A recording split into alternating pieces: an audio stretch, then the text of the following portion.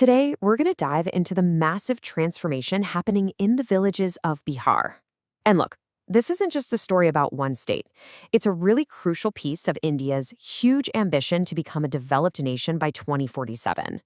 Bihar has this incredibly deep history as a powerhouse of knowledge and governance. And now it feels like it's channeling that legacy into one of the most significant rural development drives anywhere in the country, building a brand new future on those ancient foundations. This quote, right here, it gets to the very heart of the matter. India's vision for itself is completely tied to the progress that happens in its rural heartlands. And Bihar is right at the epicenter of that whole effort. So that's the billion-dollar question, isn't it? The scale is just immense. 88%. It's a challenge that demands a kind of two-pronged attack. A massive push coming from the top down, and an equally powerful pull coming from the ground up. Okay, so let's dig into that first engine of change.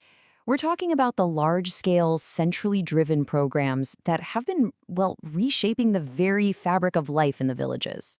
Let's just start with the absolute basics, like water.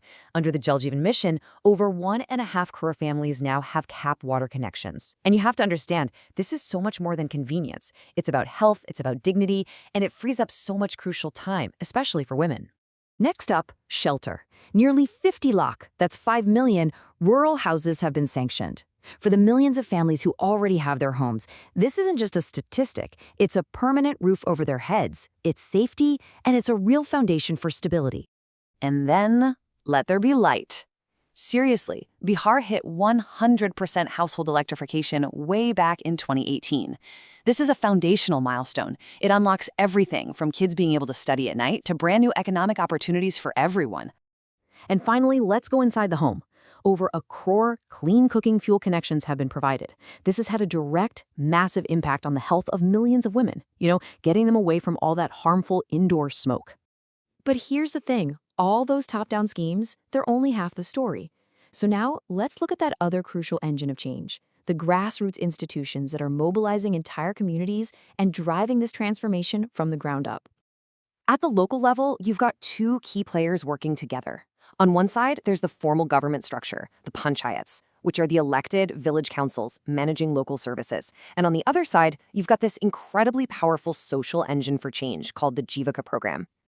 So, what in the world is Jivika?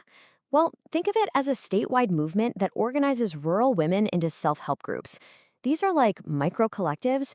They pool their savings, they access credit to start small businesses, and maybe most importantly, they create this powerful support network for social and economic empowerment that just didn't exist before.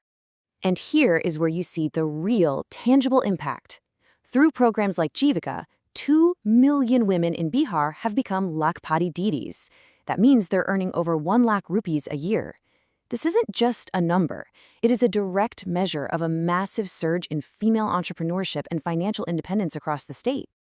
So when you put it all together, this sort of double helix of top-down schemes and bottom-up community power, what does it actually look like when you measure the results? This table just perfectly captures the sheer scale of ambition, especially in healthcare.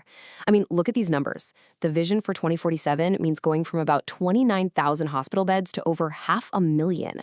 It's an 18-fold increase. It just highlights both the progress they've already made and the monumental journey that's still ahead. But it's absolutely crucial to be honest here. This transformation is nowhere near complete. The sources are very clear that there are several critical challenges still happening on the ground.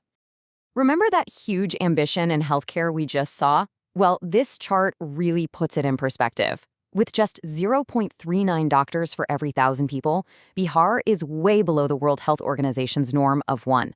Just closing this gap in trained professionals is one of the biggest hurdles they face. And the challenges definitely don't stop there. Bihar is extremely vulnerable to climate change. We're talking frequent floods that affect a huge portion of its land. You've still got gaps, like rural internet usage being stuck below 30%. And those local village governments, the panchayats, they're still heavily dependent on grants from above, which really limits their financial freedom. So the crucial point is, how does Bihar evolve from here?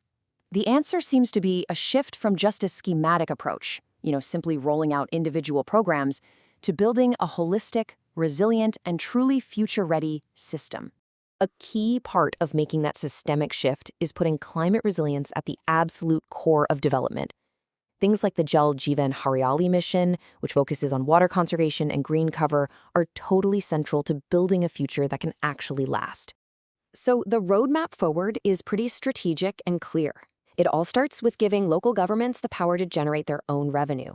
Then you use that powerful Jivika network to achieve huge goals like 100% digital literacy for women. On the ground, you shift to climate-friendly crops and build out rural hubs with city-level facilities. And tying it all together is the use of modern data tools for smarter, more efficient planning. Ultimately, the entire vision is to create what's being called a meta Bihar. That's META, a state that is morally, economically, and technologically advanced. It's about making sure that development is both super fast and super inclusive. And this brings us right back to where we started. The journey of rural Bihar is really a litmus test for India's bigger national goals. So the question that we're left with is this: can this unique model, this blend of state power and community energy, actually create a blueprint for transforming the rest of rural India?